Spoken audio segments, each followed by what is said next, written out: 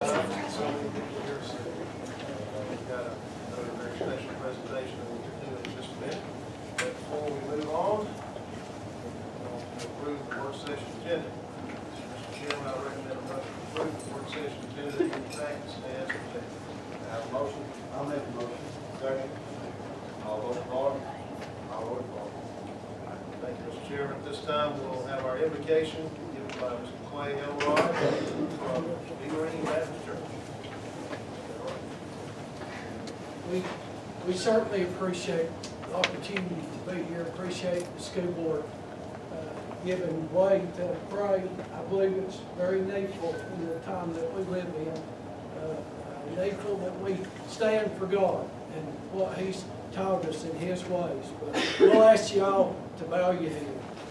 Lord, we're thankful, Lord, for this another day. Thankful, Lord, for an opportunity, Lord, that you give us, Lord, that we might pray, Lord, to you, Lord, uplift you, that you might, Lord, be in our school system, Lord, that you might watch over our kids, and Lord, be with our teachers, Lord, and you might guide these of our school board members, Lord, by that of thy will. Lord, we ask, Lord, that they stand with the values, Lord, that you give us, Lord, that we wouldn't turn ourselves to evil, Lord, that we just go in thy will and thy way. Lord, we know tonight that there's evil all over the land, but we know, Lord, you're that of our protection, Lord, tonight. You're that we need, Lord, to make it through, Lord, today. Lord, we ask, Lord, that you be with all these, Lord, that's here with us, Lord, that you bless each home, Lord, and go with them, Lord, and we ask, Lord, most of all, Lord, these that don't know you, Lord, in the free pardon of sin, Lord, we ask, Lord, that you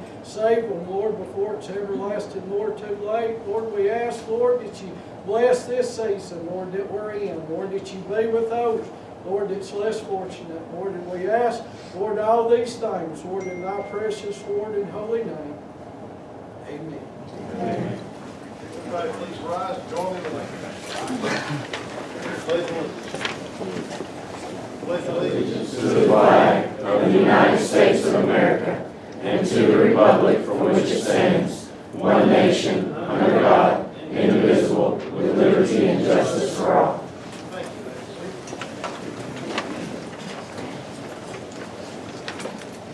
tonight, under presentations and recognitions, we've got a lot of students to recognize. We also have a presentation from Plainview from Plainview.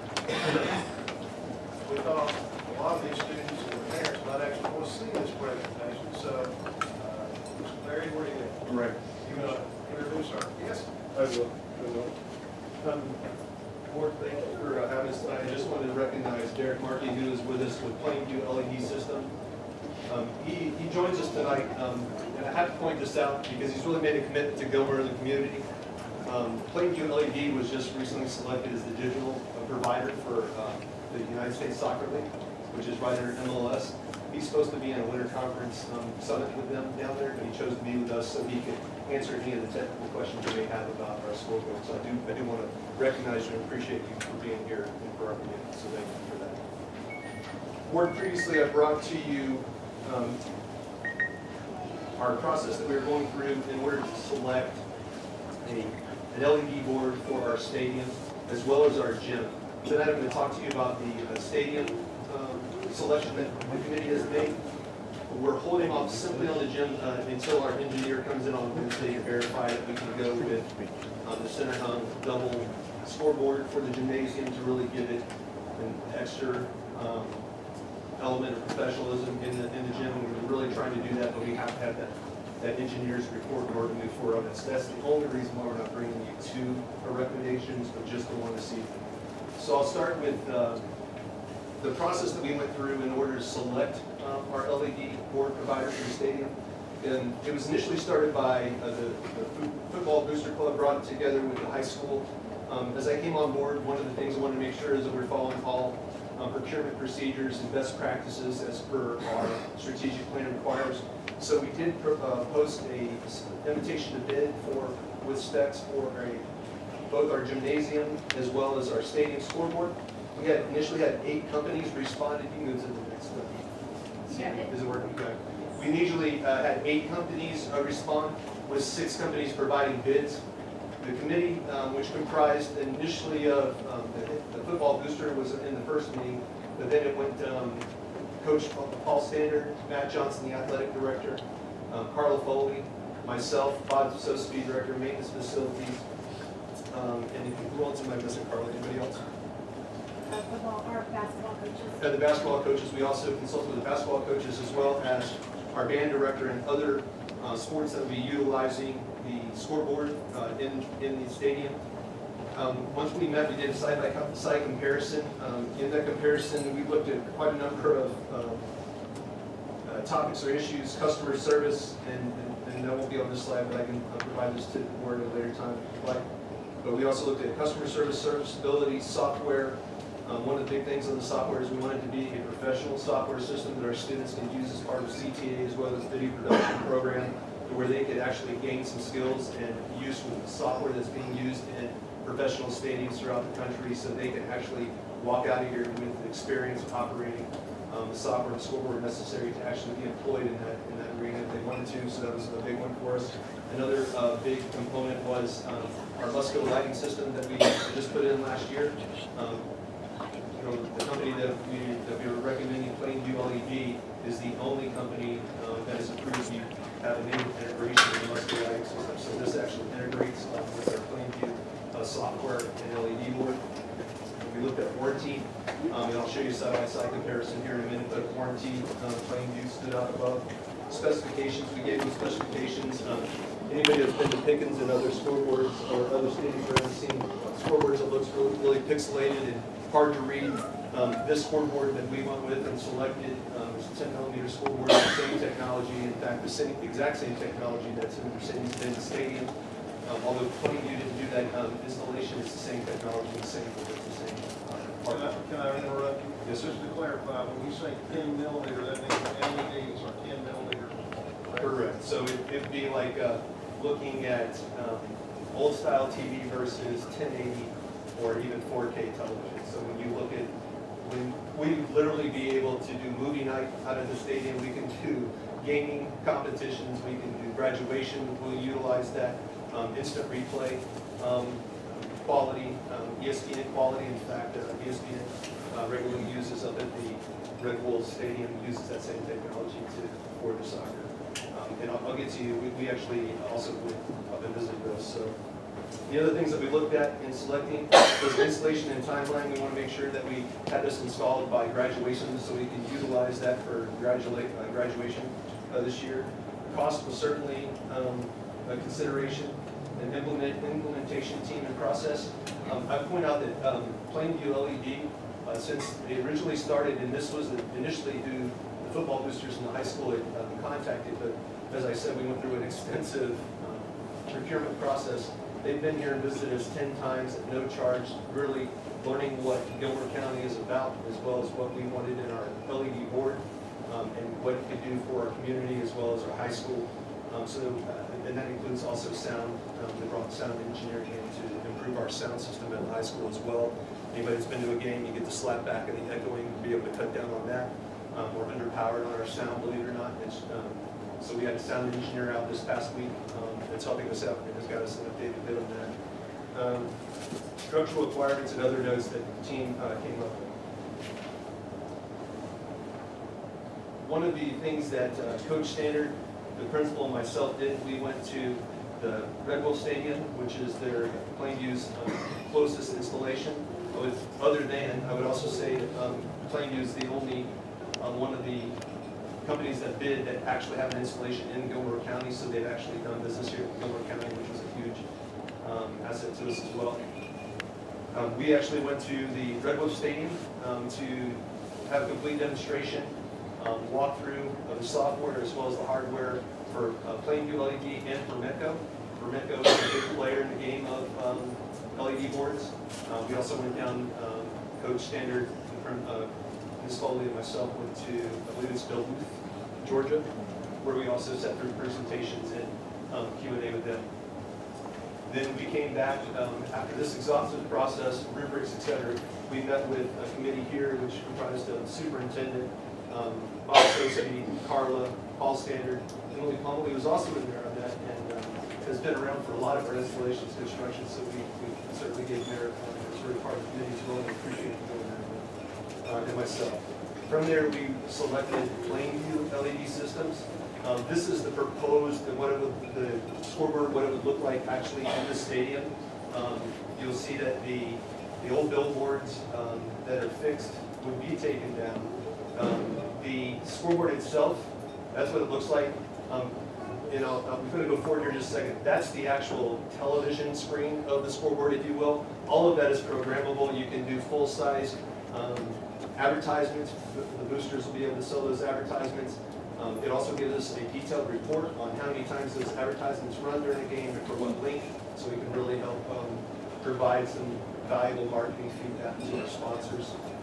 You'll notice that under the main LED board, there is the old school, if you want to call it that, Stylus Scoreboard, so that main scoreboard can be used, the main board can be used for instant replay, as well as a number of different pre-programmed graphics, like first and 10, first and 8, arts correction, second and 8, third and 5, whatever it might be. There's a limitless number of programming possibilities and configurations that we can do on the main board. That bottom board, the other thing that we do is we do have local parks and rec that uses our stadiums on a regular basis. That bottom old style scoreboard is able to be operated independently with a handheld controller that we can provide to those that are running our stadium that won't have access to the scoreboard software configuration, racks, etc. So up on top, you'll see a Pettit field up there. That's backlit and lighting. So Pettit and field will be backlit in white with our Bobcat logo.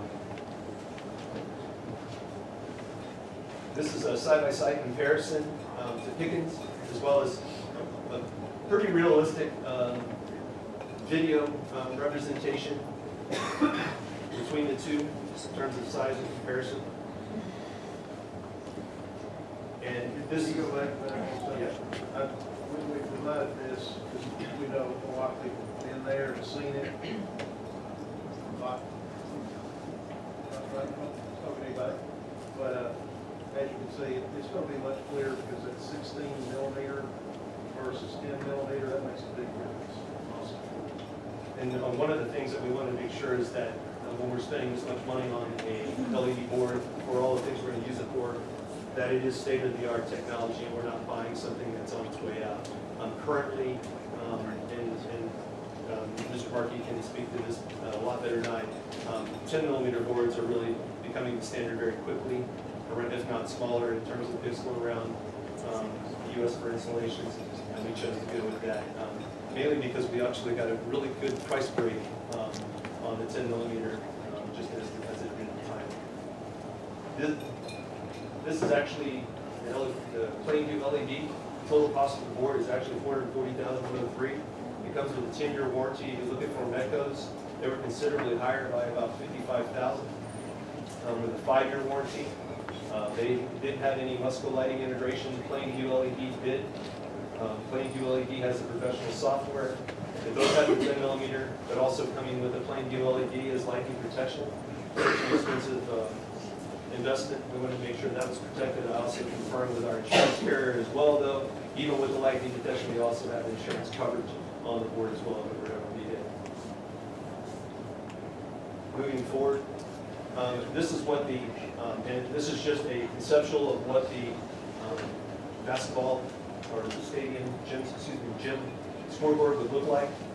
But again, we don't have those exact numbers for proposal for you yet. We hope to bring that to you in the January meeting, but we did want to share with you that is in the works. And just we couldn't get the engineer out. The real issue is the engineer that has done our original designs on this has passed away, and getting somebody to sign off on somebody else's engineering calculations is quite a bit of a challenge. Fortunately, we had some folks help us out, put us in contact with an engineer that's willing to come down and look at it and actually get up on it with tape measurements, calculate steel load requirements, and be able to tell us if we can actually safely do this. The last thing we could want is for an LED scoreboard. So that's the reason why we don't have the high school. So it's basically, yes or no question. Area of the load. We'll do that, and if Get it low, put it on. we'll put it on the wall, and it'll be those sizes, again, capable of instant replay, all the things that are available in our stadium.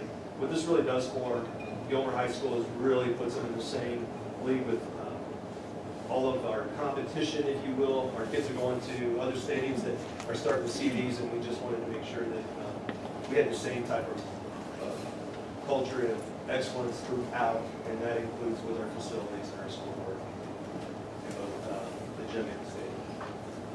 With that being said, happy to entertain any questions. I also have Derek Markey here to answer any technical questions you may have. Scoreboard be able to pay for the light system. Yes, sir, it will, and we can program it. The great part about that is the students in the audiovisual and the CTAE Academy will be able to develop packages, and the creations are limitless. So when you see the graphics going off on the scoreboard, those will tie into the lights, and it won't seem disjointed or discombobulated. You'll actually see a syncing of that, and you'll see, I'm looking forward to see what the kids come up with. They can definitely come up with creative things that many adults do, so I'm looking forward to that. The other thing I would point out to you as well, Plain ULD also provides us with, I'm trying to remember the number of actual programming, but they actually provide us with a number of sets of programming. They're going to come up and train starting in February, even though the board won't be ready until mid-April. They're going to come up and train our students, so the students can be working on the graduation packages well in advance, starting in February. Will be students running this thing, or? It is going to be students run this thing. That's Under adults. under adults. I was reminded by that when my son was on his way back to Florida. I got to tell the story. Supervision is a good thing. He called me and said, "Yeah, I just got pulled over in South Georgia on the way home." So supervision is definitely a must. How often do scoreboards need to be updated? So the updating the software, actually, they have a confidence camera that they put on the, it's an ongoing regular software update that happens whenever a release comes out. The really nice part about these systems too is they're all connected to fiber speed. And so they'll know about issues before we ever see it.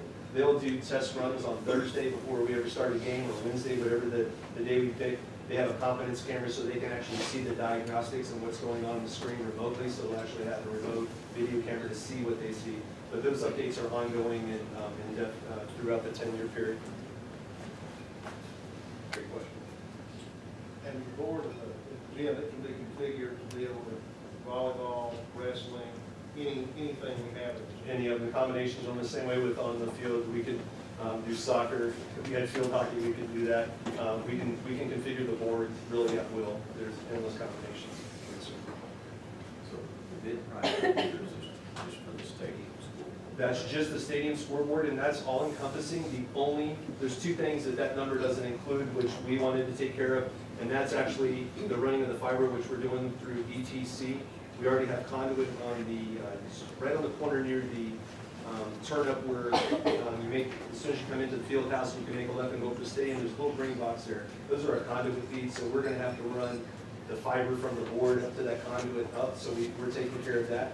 The electricity installation, because we're partners locally with Georgia Power, plus they kind of owe us with some of the interruptions that happen there in the schools during the installation. They're taking care of us and helping us out with the power, and Bob Soski's working with them. And then the other thing that none of the companies will provide a number for is that how much rock we hit when we're drilling. When we're on the top of the mountain, we know we're going to hit rock, so that's going to be the only variable. But everything else is included, from the lightning protection to the backlit lighting, the scoreboard, the structural. Already spoken permits and fees. I've already spoken with the mayor's office, as it turns out, as well as county. We don't need a permit simply because we are replacing an existing scoreboard, and I have that in writing as well from the county. So everything is taken care of in terms of fees other than the rock. And electric.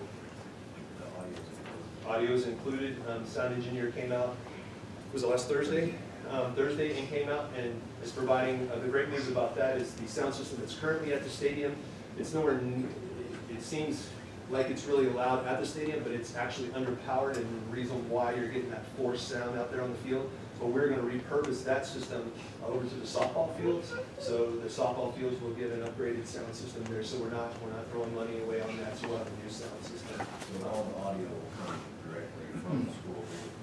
It's actually going to be the sound engineer that came out. The sound is going to come from two new speakers mounted to the actual lighting poles, then redirected down instead of out. Right now we have 60-degree speakers, so you can imagine when you have something that's 60 degrees, it's really broadcasting out. That's why you're getting the echoing slap back off of the field house. You're getting the slap back off of the existing advertising board and even the tree line and the stadium seating across the way. So what we're going to do is actually narrow that field, point it down to us. I'm not saying we don't appreciate our guests, but we want to take care of the hometown crowd first. And so we're going to make sure that sound to our hometown crowd, as well as speakers out there on the field, can hear that. Mr. Bluger, I believe the entire field audio system is only running on about 200 watt power. So I was a little surprised when they told me that. But we're pumping it up as high as it can go, and that's the reason why it sounds distorted and you get a lot of that sound quality problems. These two lights goes off, and set up, or the two off, same way you Gilmer. So you guys have seen this actual, this very scoreboard working. One a little bit bigger than that. We have, yes, sir. We were actually out on the field at, which was really a neat experience. We were out on the field up at the Red Wolf Stadium. It literally is more crystal clear than my 4K television in my house, with the refresh rates that will allow us to really do true movie nights for our kids, fundraisers, those types of things. But yes, we've seen this exact same paneling, same product, just a little. The Red Wolf is a little bigger, but the exact same product. When we went down to Mermetco's, we actually had to stand about 100 feet back before we actually got a clearer picture, but it pales in comparison to the 10mm board that Plainview has. I mean, it's not even close.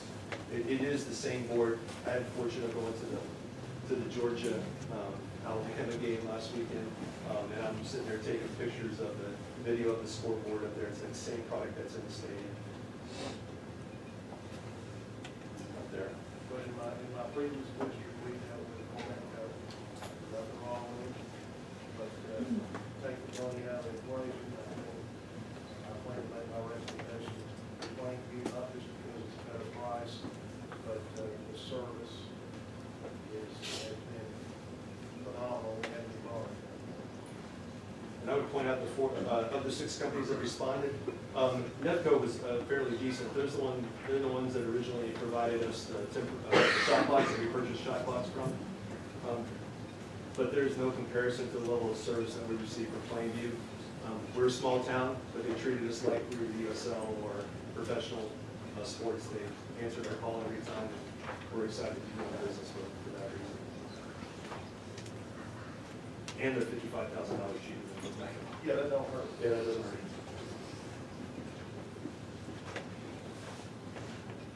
Any other questions? You guys satisfied with all the questions? Thank you, Mr. Perry. Yes, sir, thank you. Thank you to our guests for coming by. Next time you want to make more possible. All right, moving on. We're going to start with our student recognition, or student recognitions. We'll start with Elizabeth Pike. Come on up, Ms. Pike.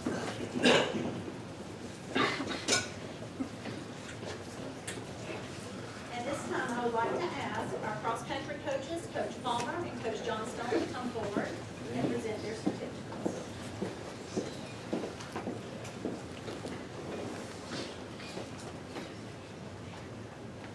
Dawson Richard was 6th overall for the Mountain League Cross Country Championship and all-region runner for state.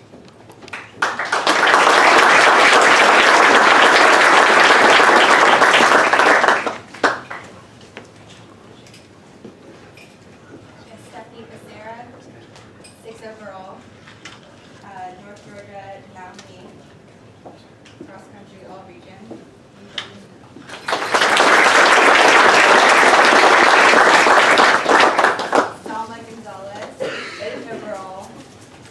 Athletic Director Matt Johnson.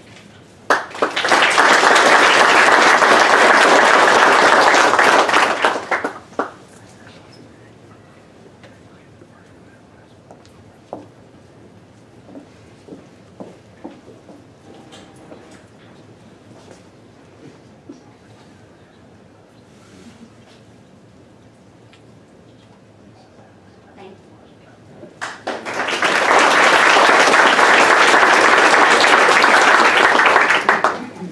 And now I would like to ask my seven grade football coaches and my seven grade football boys to come front. As I present to them the National League Champion certificate.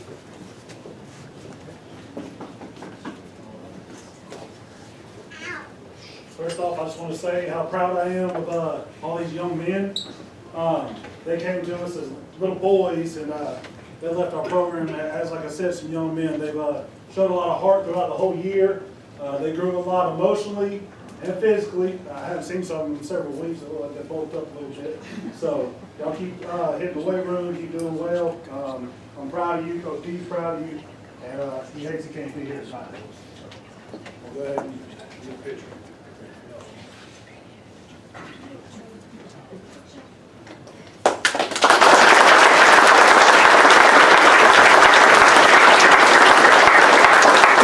Let's just wait just a second, I'm sorry. Thank you.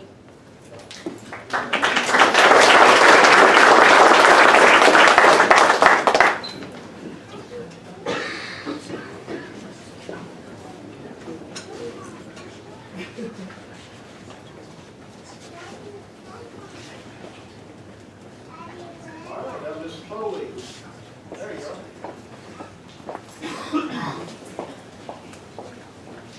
Good evening. We are also here to recognize our fall sports region winners for volleyball, volleyball, and football. I'm going to start with Coach John Parks for volleyball.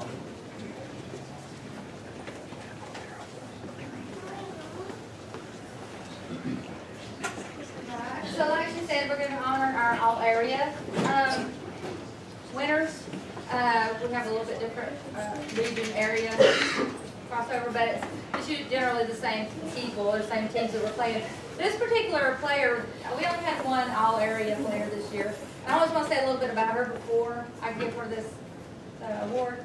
I just want to say that this season alone, this player, of the 6 statistics that we keep in volleyball, was a high scorer in 4 of them.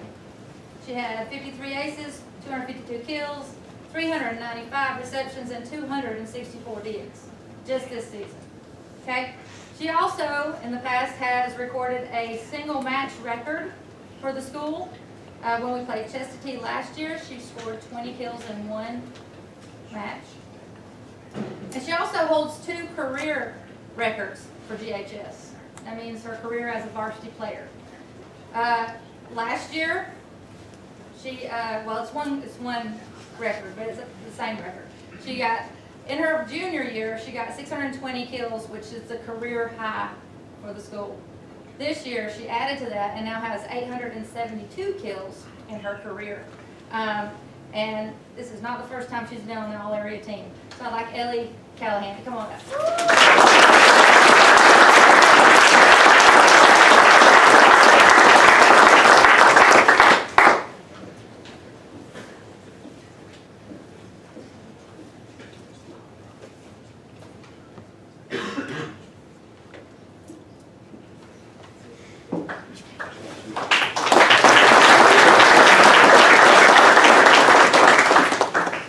At this time, I don't believe, I haven't seen Coach Tedder's.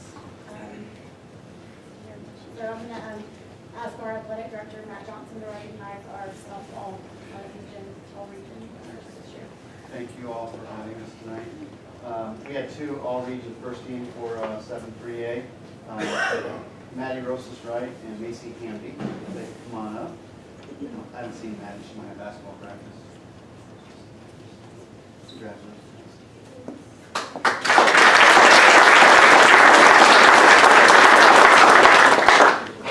I haven't seen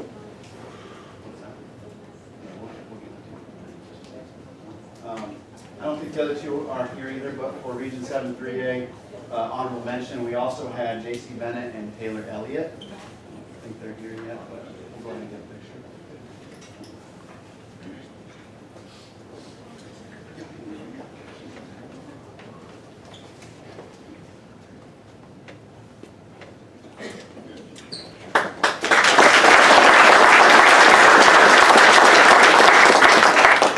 And then at this time, I'd like to call Coach Holstander. And I believe Coach Ashley Dewitt is also here this evening. They're right behind us as well. All regional players. Thank y'all for allowing us to honor all these student athletes. At this time, could I go ahead and have all the football players come on up here and we'll get y'all up here as well. Take all day, but everybody can get a look at it. We are extremely proud of our young men in our football program for a lot of reasons. One, the type of young men that they are. Number two, these guys were named either first or second team all-region or honorable mention in a very, very tough AAA region, Region 7. I'm extremely proud of these young men for what they have done for our school community, our football program, since the year that we have been here as a staff. I know our seniors have gone through a lot, and you guys had a great year, and I can't wait to recognize and enjoy our seasoned memories at our banquet. But at this time, I'd like to recognize our all-region members, and again, so proud of. We have 3 seniors that made first team all-region. Seth Darling at quarterback.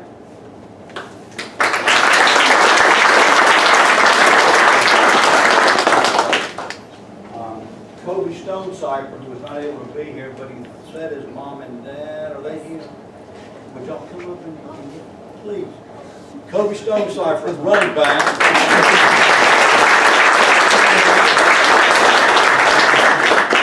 Kobe was first team running back. And then our last first team member, Dominic Tarantino at defensive back.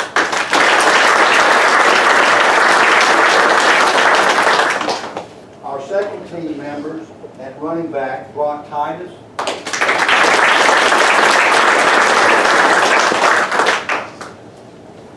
At offensive line, Herschel DeFore.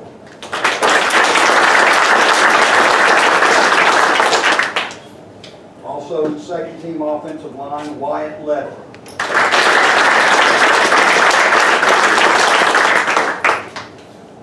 Second team defensive line, Tony Olea.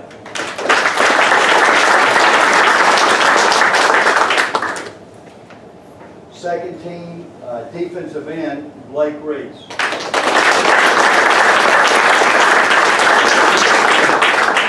Second team defensive backs, Will Kiker.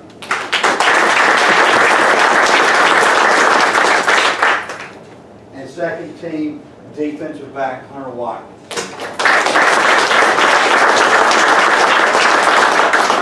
Then we had 5 honorable mentions.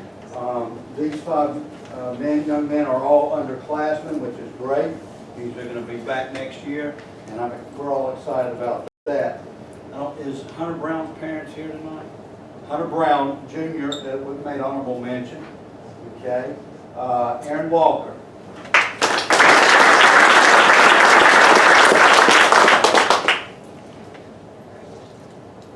Did Aston make it here? Okay. Freshman, Blaine Banks.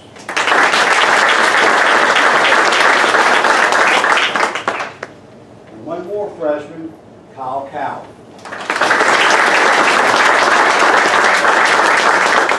So again, thank y'all to the board for allowing us to recognize our student athletes, and so proud of these young men right here. Y'all can get in a little bit closer.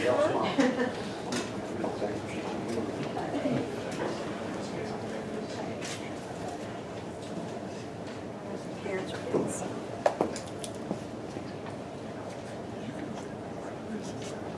Thank you. Thanks, good job.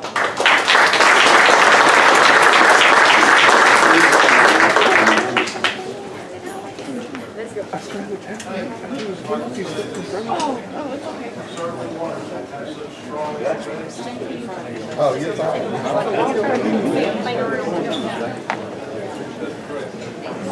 Here, you want your tissues back? No, that's for you. I didn't make them today. I know, but you can keep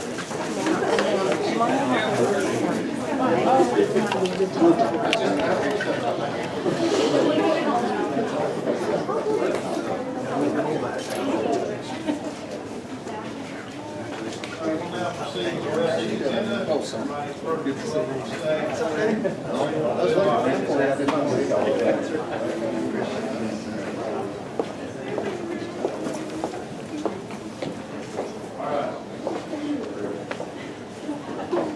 Mr. Chairman, consent agenda item items are listed for consideration for regular session on December 15th. Subject to wishes of the board, we can add or remove items from the consent agenda later as needed in preparation of that meeting. Consent agenda items are minutes, 11/15/21 work, executive session, and 11/18/21 regular session. Also, we have out of town, out of state overnight field trips. By the folders, one highlighted was there to ratify board poll.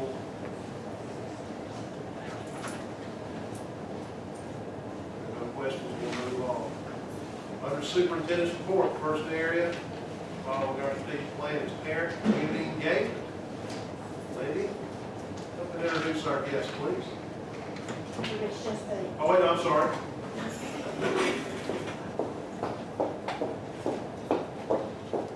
So we are very honored to have lots of guests. I was just going to introduce Renee, and I'll let her. I bring a team. Yes, she brought the whole team. But we have Renee Green here, and she works with this team to organize Shop with a Hero from the LJ Police Foundation. So we are very thankful to have you here. As Jessica said, my name is Renee Green. I am a special agent with the Georgia Bureau of Investigation. I bring these guys with me. Captain Ray Grayson with the LJ Police. Chief Ed Lacey with LJ Police Department.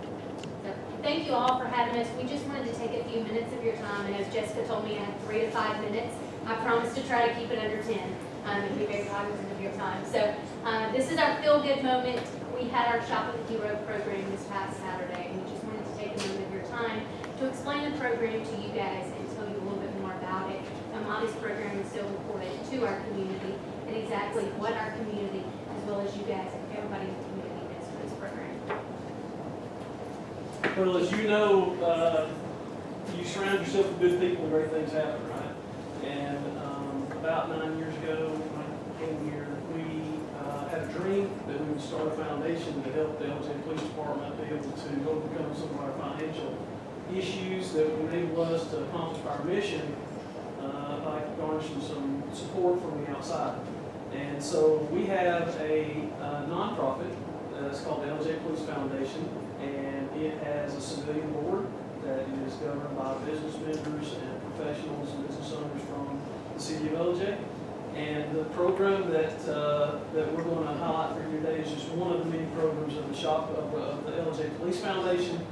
It was really a dream of Ray and Renee that jumped on this and made it happen. So I'm going to step back and let the real heroes talk. So if everybody's kind of familiar with the Shop with a Cop type program, a few years ago I had participated in the Shop with a Hero program over in Bartow County.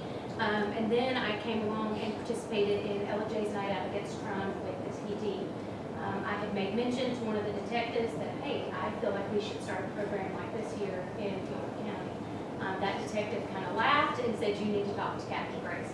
I immediately mentioned it to him, and he jumped on board and said, absolutely, we need to do this. We started that in September of 2019, and within just a couple of months, we had started our first program, and that was in 2019. We had that year, we had decided that we wanted to do about 25 kids where we would take them shopping with heroes, and that's made up of all first responders. That year in particular, it blew our minds.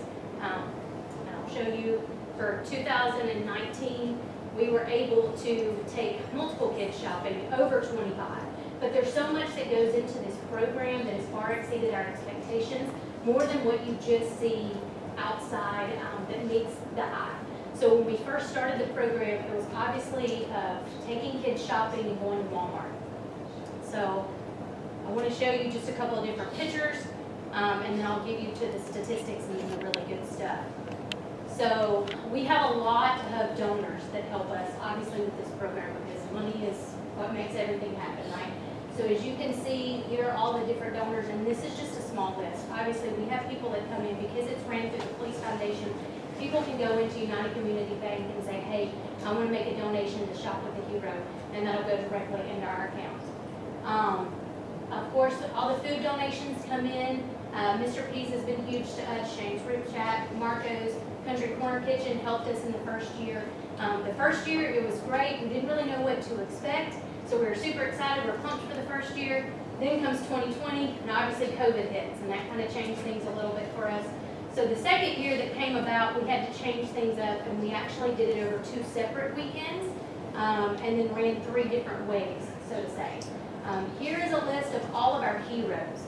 This year, that list expanded, and as you can look up here and see, not only do we have our local counterparts that came up here and participated, but if you look at that list, you've got GMA, you've got Federal Bureau of Investigation, you've got our military branches, you've got Homeland Security. We had heroes that drove up here over an hour into our community to help to go shopping with these children. So in 2019, we were able to raise a little bit over $17,000 for the first event. We took 55 students shopping. Because we were able to raise so much money, we thought, well, what can we do? Because when we set up this program, the first thing we decided to do was, let's pick an age group. And we didn't want to do kindergartners and first graders because obviously we know that you can take kindergartners and first graders and you can actually just go buy a bunch of smaller items and make their Christmas magical. But we're trying to kind of make the bigger bang for your buck. So we wanted to find those kids that were impressionable and that we could make a positive influence in their life. So we chose to focus on your 3rd through 5th grade students. Because middle schoolers, let's be honest, we thought they might think it's kind of lame and not so fun to go shopping with a bunch of heroes. On top of that, your middle school students, most of them are going to want your name brand type items. So we chose to focus on 3rd through 5th grade. We went to our school system. When I tell you your school system, they knock it out of the park every year. We went to them with a list of criteria and said, we're not necessarily looking for your foster kids or your kids that are in defects. We will take them, but a lot of churches and a lot of organizations want to help kids like that during Christmas. We want the kids that are maybe falling through the cracks. So maybe it's your kid that have recently moved into the community and they're having a hard time adjusting. Maybe it's a kid whose parents recently lost their job. Maybe it's a kid who recently lost a parent. Maybe it's a kid that's struggling to make friends. Maybe it's a kid that's struggling with math, because I'll be honest, I'm struggling with 2nd grade math right now. So there's a multitude of different reasons these kids might need some extra special attention at this time of year. So those are the kids we want you to pick. We let your school counselors get together and pick these kids, and they are phenomenal. Your schools they know these kids, they pick the right kids every single year. So that's how we get our kids. So after the first year, we realized, hey, our community they've come together and they've really shown out, so we have some extra money. What are we going to do?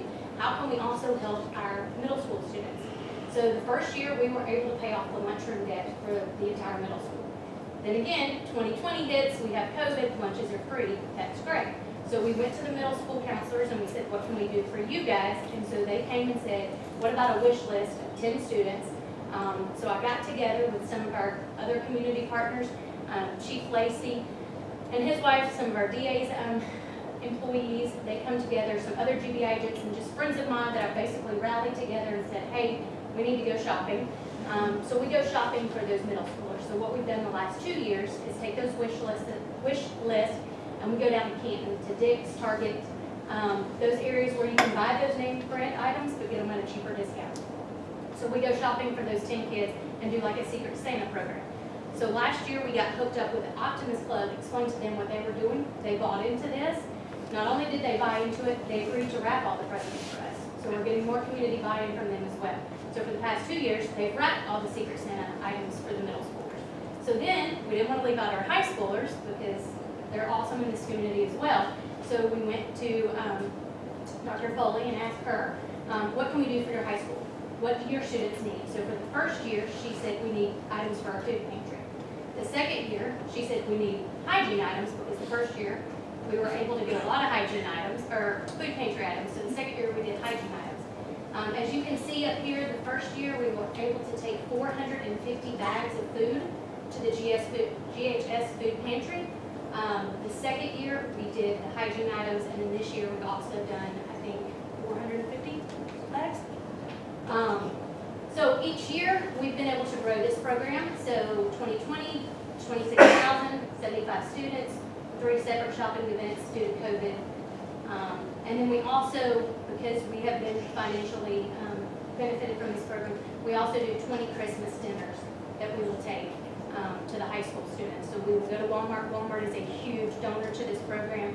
So we will go shopping and buy Christmas turkeys. I think Walmart usually donates the turkeys. We will also buy like boxed potatoes, green beans, macaroni, and we will complete 20 different Christmas dinners that we will take, and the high school will give out to those students. As you can see, this is our numbers from what we've done on Saturday. As of Saturday, we've taken, I think it was about 68, but we still got 2 students that we're going to take later, so we'll be up to 70 students. This year, we also had Mountain Town Association, which is part of Carter Cave Baptist Church, that filled 90 backpacks full of school supplies and clothing items and food items for those kids.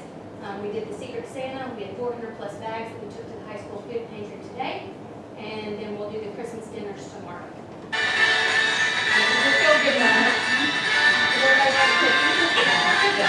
It's the most wonderful time of the year. With the kids jingle belling and everyone telling you be of good cheer. It's the most wonderful time of the year. It's the happiest season of all. With those holiday greetings and gay happy meetings when friends come to call. It's the happiest season of all. There'll be parties for hosting, marshmallows for toasting, and caroling out in the snow. There'll be scary ghost stories and tales of the glories of Christmases long, long ago. It's the most wonderful time.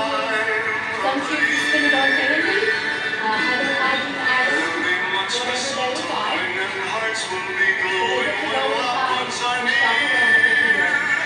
It's the most wonderful time of the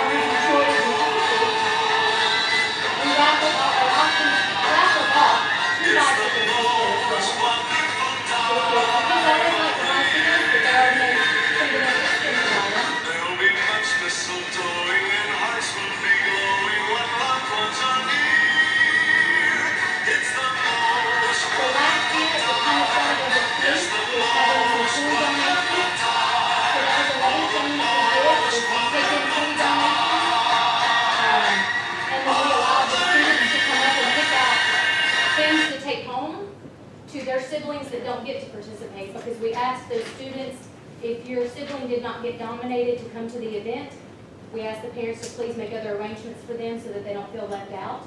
So we've just gotten together and said to other friends and people in the community, hey, if you have toys that you're willing to donate, give them to me. We will bring them to the event. And then we tell the kids, hey, you can come up and pick a toy or toys to take home to your siblings that didn't get to come today. So it's another way to kind of give back to the community. So I say all of that very quickly and fast. I know I went over my 10 minutes, Jessica. But we could not do this without each and every member of this community. From our donors, from our heroes, from our kids to our school system. I mean, I have called so many personnel in our school system. To Emily. Emily makes me a book that keeps me sane during all of this.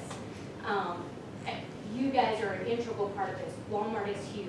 So it is a great feel-good moment, and, you know, from the very beginning, anything that we have asked and tried to present to you guys, everybody has been on board, and so for that, we are so gracious to you guys.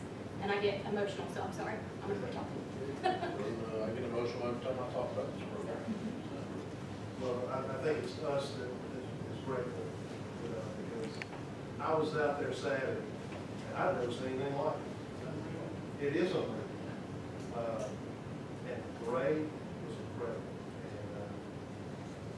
And I gotta say, when you talk about doing good for the first responders, I didn't get a chance to talk to you Saturday because you were running around. I saw you. You were having more fun than anybody else there. But it was, I've never seen anything like it, literally unbelievable. And it's such a great thing, and I know you guys do a lot for our community. We appreciate your service on a regular day, but on days like that, it's even better. And we do appreciate all the support of our community. You guys do this, the fire department has a good donation that they do, so I just can't say thank you enough. Thank you. Appreciate it. Thank you. Good job.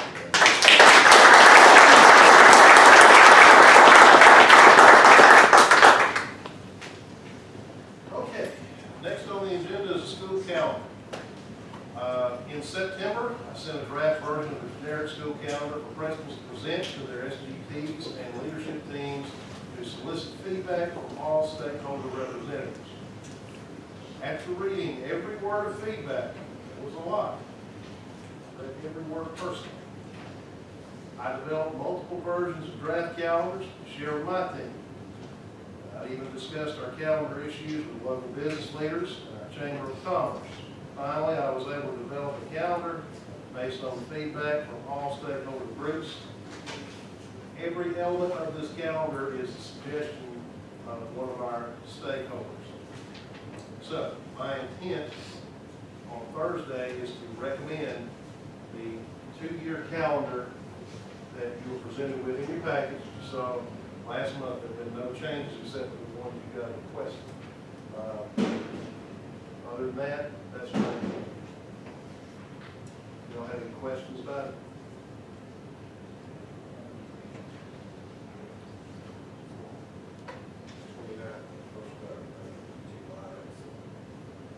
That's the one you're not discussing. This one is the teacher. The other one just falls into the syllabus. And it is you'll have a detailed version sent out on Thursday morning, but just go ahead and tell you, so it's a 2-year calendar. It's going to align with our reclassification schedule. So every 2 years when we're reclassified, we can redo our calendar. Schedule athletics over 2 years. That'll help. All right, next area on our strategic plan is high-performing culture and workforce. Mr. Chairman will discuss hiring recommendations and compensation later in the executive session, but the personnel list is in front of you in your packets. Next area following our strategic plan is operational effectiveness. In your package, you have the 2022 board meeting dates that were presented to you last month for your review, and the tentative dates. Mr. Chairman, if there are no changes, I will recommend them on approval of these dates on Thursday. Do I have any questions or changes? Oh, my bad. Speaking of schedule changes, yeah, I'll hear anyway. Our regular meeting is on Wednesday this month for those of you who attend. So I will recommend them on Wednesday. You have no changes. Policies. The policies are current policies that are part of our consistent revision process. They will be posted on the GCSS website for public review and comment before the second reading at the Board of Education work session next month. Such feedback and public deliberations. These will be voted on in the regular session next month. First read policies are policy JDCCA, student side schools, policy IDFA, gender equity in sports, policy IEDA, unstructured break time, policy IFBC, media programs, policy IFBG, internet acceptable use, and policy GBIA, teacher evaluation appeals. Our second read policies have been posted on our district website since our work session last month and submitted to GSBA legal counsel for review. We have received no public feedback, but we have recommendations from GSBA legal counsel to make the following changes. These policies are policy DCDK, executive sessions, policy GAK1, criminal background check, policy DJCB, salary reductions, policy DJEAC, purchasing of credit card use, it's to remove verbiage that board members are allowed to use a credit card. Board policy GAE, complaints and grievances, and policy GBIA, teacher evaluation appeals. Do y'all have any questions? Dr. Ridley? Yes. Looking at policy DJCB, salary deductions, is there a reason why we only have one company that services our employees for their tax deferred annuity plans? I am going to defer to Trina to answer that question. We have a benefit committee, and they select these. We don't just let, many different companies come in because it's part of our 403B and 457B plan. And each time they have to comply with that plan, and the benefit committee, they redid this about 10 years ago, is my understanding, and this was selected. So we have the one company, but there's various different funds within that company that you can select. Right. Well, the reason I was asking is a couple of reasons. When we changed that company, there's a lot of us, and many veteran teachers that we still want to stay with that one company. So to continue to do that, it had to be an after-tax, investment from us instead of pre-tax investment. So, I know you can roll over from one company to another, but I was just curious the reasoning behind that. It's my understanding the benefits committee selected that company. A lot of it has to do with the fees that you're charged. I'm sure they had a presentation that was before my time, but. Does it create much more work to have a second company? Yes, it does, and we have to revise our whole plan. So it's not like we can just select different people. With the whole plan would have to be revised to incorporate that. Very good. All right, next up will be on Wednesday. I will recommend that these policies be approved. Next up is the scoreboard recommendation. My intent on Wednesday is to recommend a bid for plain for your approval. Do y'all have any lingering questions or anything that you might have thought of in the last little while? And keep in mind, in the interest of full transparency, if there's any document that you want to see, just ask me. But we've gone through a pretty exhaustive process to make sure that when I'm asking you to spend $500,000, we're going to do our due diligence. And some of this left over from the Clear Creek, what we saved on the. Well, it is coming out of squad, basically, yes. It's money that we didn't spend on the school. Not taken away, it's Actually, the 2015 splost. Yes. still included in that. So, yeah, we received, Al Mooney told us about almost $500,000 back off the Clear Creek project that we didn't spend by doing other projects ourselves. So this falls within that. Let's just put it, it's a budget, relatively budget neutral solution.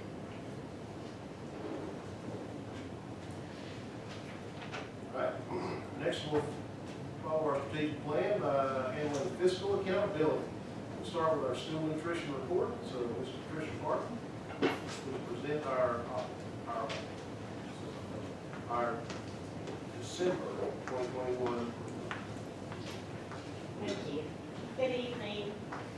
Good to see you tonight. Mine's short and sweet, unless you have questions. Our financials, we did referring to the month of October, our expenditures were under our revenues by $156,089.